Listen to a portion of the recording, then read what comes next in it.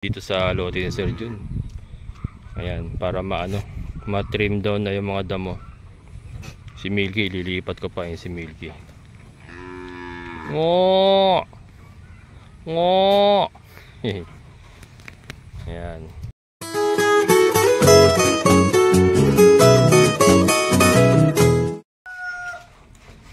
Yung ating mga Muscovy duck nakatambay. Ayan mga kabukals, nandito naman tayo sa ating kambingan. Ba't bukas? Ba't nawala yung mga kambing natin? Si Dagon na lang natira. Hindi, sa labas. Ayan. Nilabas ko na mga kabukals, pwede na ito. Ano na maaraw na Iba na simoy ng hangin Ayan, nilabas na natin mga kabukals yung ating mga kambing. Kaya lang i-repair ko to, bumigay na sirat si Bambi kanina. Ano na pala, bulok na yung kahoy, papalitan. Ayusin ko. Napakalago na napakalago na ng damo. Hindi ko pa naharangan, hindi ko masikaso mga kabukals yung harang ba yung hahatiin nga sana natin. Hayaan ko lang muna, sa susunod na lang kasi wala na rin tayo mapagkukunan. Medyo kinakapos na rin tayo ng pinagsasakatihan dito. Tapos masyado na malago yung damo dito sa lote ni Sir Jun. Ayan, para ma-trim down na yung mga damo. Si Milky, lilipat ko pa yung si Milky. Ngo! Ngo! Ayan. Natabunan na yung wala na yung mga yung ipot na tinapon natin dati, wala na, hindi na makita. Ganda ng palo ng damo. Mahangin mga kabukals, kaya nabali isang saging natin Kaya ayun, pinapakain ko yung dagol yung mga dahon. Nagbawas ako ng dahon ng mga saging natin. Nabali yung isang lakatan natin Yan doon sa hindi nakapanood. Nabali. Hindi ko natukuran yung bunga kasi hindi naman ganun kalaki. Nabali pa rin. Ayan, kasi tuwing hapon, ayan time check, alauna. Alauna ko na sila nilabas para basang tuyo yung damo. Alauna, ayan, naghahangin-hangin na. Hanggang mamayang gabi na yan mga kabukals, yung hangin na yan. Palakas ng palakas yan. Palakas ng palakas. Pasko na talaga. Wait lang. Wait lang, lalabas ako. Lilipat tayo. Inisip ko pa ko sakit ay lilipat. Ayan. Para malinis na nila yan. Yan na yan. Sapat-sapat na yan. Siguro ang gagawin ko muna habang wala pa kasi tayong harang dito nga. Siguro 1 week. Tapos pagpapahingahin natin 1 week. Sakati ako. Tapos 1 week labas uli sila. Habang hindi ko pa naharangan ito. Pero pwede naman yan maaring kasi bukas Sabado pupunta kami nila Kuya Greg sa bahay sa San Jose del Monte kasi nga magpapagawa si partner ng yung frame ng kama namin kasi nga sa December 23 baka umuwi na siya sa San Jose del Monte. Nasa emergency pa siya ngayon mga kabukals. Hinihintay pa yung result ng Holter test niya. Pero ngayong alas 2 alas 2 daw tatanggalin tapos yung result diretso check up na. So yun, malalaman namin kung makakalabas na siya ngayon ng National Kidney Institute. Tapos sa bahay na lang siya magpatutuloy ng gamot. Yun nga, uwi na siya sa December 23 sa bahay. Doon siya magpapasko So kailangan namin yung papag kasi nga yung ginagamit namin ngayon doon, kutsyon lang na nakalatag na sa sahig, sa flooring ng kwarto namin. Hirap siya kasi nga nagda-dialysis na, may butos na sa tiyan yun So hirap siya pagka ganun, kailangan yung may kama talaga, may frame. So yun, si Kuya Greg yung kinontrata namin, may welding machine naman siya. Bumili na lang ako ng mga tubular nandoon na. Bumili ako kahapon ng tubular saka welding rod, plywood. Ayan, i-separate vlog na lang natin yun, naka-vlog din naman. Tapos price reveal tayo kung magkano ang magagastos sa ganong klaseng pagpapagawa. Pero yun nga, bukas aalis kami, so hindi ko magagawa ito. Baka sa Makalawa. Hindi, tinatapos ko pa nga kasi doon, hindi ko pa nalilinis sa may parting kubo nga. Hindi naman nila kayang ano yun eh. Hindi naman nila kaya ubusin pa yan. Maganda kasi may division talaga. Kunyari, ano, katulad yan, hanggang dito lang muna sila sa area na to. Tapos, sa susunod, kunyari after 1 week, lipat naman sila doon. Para makontrol din yung ano, yung parasites, saka yung damo magkaroon ng chance na mag rejuvenate. Rejuvenate. Tumubo uli. Ayan. Para hindi tayo mahirapan sakate ng sakate. Si dagol na lang ipagsasakate natin. Kasi problema kay dagol, hindi ko mailabas eh. Kaya ano eh. Di bali si dagol kasi kung si dagol lang naman, kung yung 2 sako eh, pang-4 na araw niya nakalakalahati. Pang-4 na araw niya nang kakainin yun. So hindi na rin masyadong mahirap magsakate. Yung para kay dagol na lang isasakate natin. Saka dito kasi maganda, nakakakain sila ng iba't ibang klaseng damo. Ayun o, iba-iba klaseng tumutubo. May mga parang baging-baging. Saka may ikinalat ako dito ano eh, yung buto ng indigofera ba yun? Indigofera. Yan, shoutout kay Sir June, kay Pastor June Cayetano, yung kaibigan natin na pastor doon sa katabi natin doon sa old area. Binigyan niya ako ng buto ng indigofera. Kaya lang hindi ko na naitanim, napakatagal na nun eh, parang 2 taong mahigit na. So not sure kung tutubo pa. Kaya ginawa ko, sinabog ko dito. Sinabog ko nung wala pa masyadong damo. So ewan ko lang kung may mga nag-survive diyan. Lilitaw naman yun pagka ano, kalaunan. Kung hindi nila makain. Ayan. So yan, hindi pa nga natin sinusukuan din yung kambing mga kabukals. Kasi ito nga, wala naman tayong ginagastos. Wala naman tayong ginagastos sa mga kambing na ito. Hirap lang talaga. Kaya ano, tuloy lang. May goat house na kasi tayo eh. Sayang din naman yung goat house. Andiyan na yan, nakatayo na yan. May mga kambing na tayo. Nahirapan lang naman tayo nung tag-ulan. Kasi nga kailangan natin magsakate. Gawa nung nagkakasakit nga. So hindi natin sila pinalalabas. Pero yung ganyan na palalabas-labas sila natin sila, wala namang problema dyan. Wala kapagod-pagod dyan. Yung si Tisay nga, most probably nasampahan ito. Kasi nga nung nakaraan naglandi na ito. Landi talaga siya. Landi talaga. So isinama ko siya kay Dagul. Parang 24 hours yata yun. Tapos yung iba, gusto ko na nga injectionan ito ng ano, mga kabukals, pampalandi ba? Ayaw gumaruta eh. Ayaw gumaruta eh.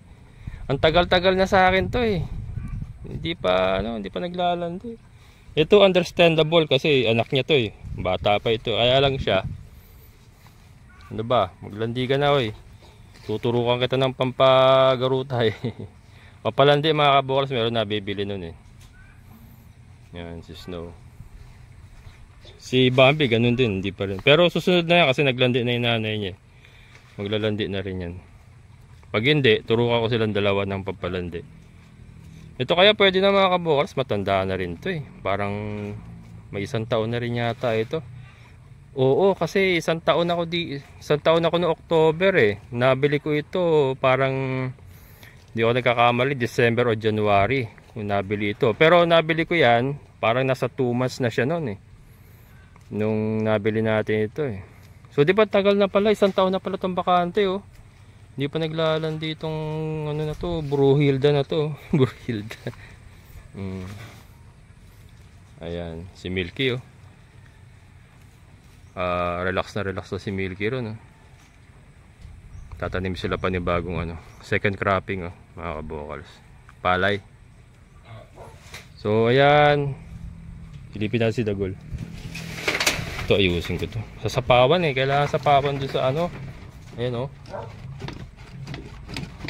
Kailangan sapawan. Ito bumigay kasi ito, yung pamakuan nito. Bumigay. Kaya ito mga balagbag, bumigay na rin. Kasi napunta sa kanila yung pressure. So, yung muna natin dyan. Kailangan pala maayos ito bago sila umakyat. Nasilat na yung isa kanina. Yan. So yun oh. So ngayon magsasakati ako ng para kay Dagul lang. Brad, mas pa tayo dyan, Brad. Hindi kasi may labas eh. Maganda sana na ilalabas ito para naarawan din mga kabukals. Saka para makapag-breed na maayos. Hindi pa ako nakapaglilinis ng kulungan nila. Bibili pa ako ng ano eh, ng sakong trapal kasi yung nandito, ayan oh, yung pangharang natin para sa amoy ng pupo nila. Kulang to eh. Kulang to mga kabukals. Kasi gusto ko isara lahat eh. Gusto ko isara lahat. Sira na naman nga kaagad oh. Ang lakas kasi ng hangin kahapon. Oh, sira na naman kaagad. Yan. Bibili pa ako ng ganyang kalaki din. Kasi ito, iuurong ko dito. Iuurong ko yan dyan. Pak, sagad doon sa may bakod. Tapos, pero pang isa rito na isasagad naman hanggang dito. Sasagad hanggang dito. Para ma-intercept talaga niya yung amoy nung kambingan. Hindi na umabot sa baboy natin. Si Kanor naligo na. Bumili ako nung nahirap kasi nahirapan akong magkuha ng mother de cacao, yung kakawati, tapos i-chop pa. Bumili na lang ako ng shampoo, mother de cacao shampoo. 200 lang naman yung maliit na galon. Concentrated. So yan ang ipinaligo sa kanya. Minano-mano ko na lang. Iko-content ko din yung mga kabukal sa susunod na araw. Kasi first time kong ginawa ngayon, hindi ko pa alam kung talagang paano diskarte gagawin. Pero yun, ang ginawa ko, hinugasan ko muna yung kulungan niya, tapos inisprayan ko siya ng tubig lang. Tapos, binalde-balde ko na lang yung shampoo sa kanya. Ikinuskus ko sa katawan niya. Hindi ko na binanlawan, walang banlawan. So, walang banlawan niya mga kabukal. So, pinaliguan ko muna siya ng plain water, tapos in-apply ko yung shampoo, and then hindi ko na siya binanlawan. Bukas ganun ulit ang gagawin. Tapos ito, Patricia. Hindi pa rin naglalandi yung mga baboy natin ha. Si Kimberly hindi pa rin naglalandi ito. Hindi pa rin naglalandi ito. Si Basha, yung mga anak ni Basha. Ayan. Kabibilog na. Bumili na rin ako ng feeds. Ng starter feeds nila. Mayroon ako ikukwento sa inyo mga kabukals. Separate content na lang natin. Ayan. Patungkol sa pakain ng ating mga pig. Ayan. So bili muna ako nito mga kabukals para malagyan ko na itong isang diretsuhan na ganyan. Ayan mga kabukals, natapos ko rin. So mula nga dito sa ating poultry house, sa layer house pala, kinonekta na natin. Ayan yung bago natin nabiling sakong blue. Then diretso na yan dito. Nakakonekta na dito sa may, ayan, sa may bakod natin. Ayan o, sa may bakod natin. So yung hangin talagang wala nang papasukan papunta dito sa ating baboyan.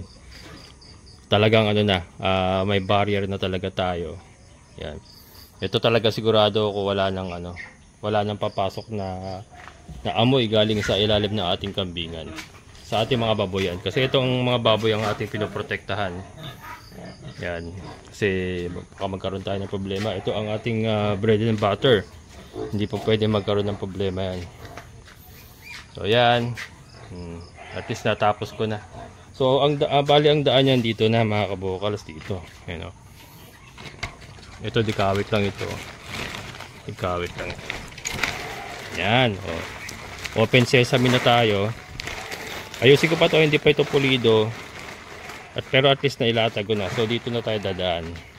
Hindi na dito sa harap ng hagdanan natin. Yan. So yun na. Yun na po. Tapos pagka nakabalik na tayo, ibabalik lang natin to.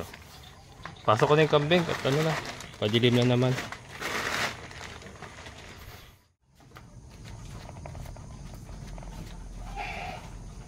ko pa naayos yung hagdan mga kabokals. Hindi ko pa naayos. Try ko bukas kung maayos natin.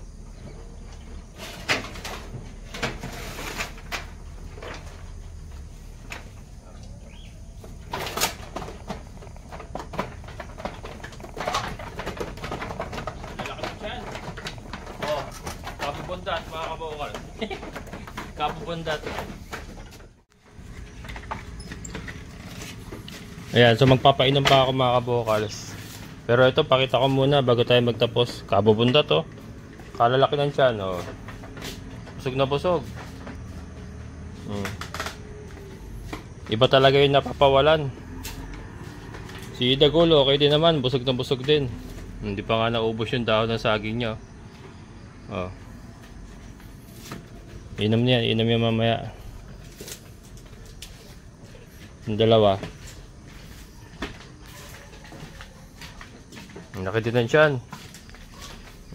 Pero iba talaga ang laki ng tiyan ng upgraded mga kabokals kaya sa native. Pero ito, laki din. Oh. Ayan, laki din. Ayan. Tingnan natin.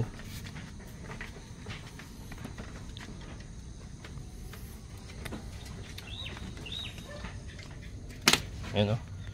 Ito yung kailangan ko pa i-repair oh. Nasisilat sila, i-repair natin. Pero yan, marami pa rin ano, damo. Iba talaga pag nakagala mga kabukas, busog na busog. Ayan na yun si Milky. Ayan, masayang masaya rin sa bago niyang sugaan. Ayan ating mga pato. Ayan mga kabokals. So ito nga, na magagamit na uli natin yung lote ni Sir June na suguan ng ating mga kambing. So medyo ano na, medyo maibsa na po yung ating hirap sa pananakate kasi yung mga babae may susugan na natin. So konting damo na lang yung kailangan kong sakatihin para kay Dagul. So medyo gagaang na. So again mga kabokals, ipagpapatuloy nga po natin yung mga kambing kasi wala naman po tayong ginagastos dyan. So ayusin lang natin mga kabokals, pero very positive ako mga kabokals na meron pong ano, may future din po yung ating pagkakambing. Ayan, hanggang dito na lang at 5:30 naman, no, mapadilim na naman. So maraming salamat, shoutout po sa lahat ng mga solid kabokals and mga silent viewers. Siyempre sa ating kaibigan po Sir Boyat, Sir, thank you so much. Ayan, so hanggang dito na lang. Muli ito yung kabokals farmer, kasabing sabay-sabay tayong mangarap, magsikap at kumilos, siguradong ulad ang ating amazing na buhay. Bye-bye!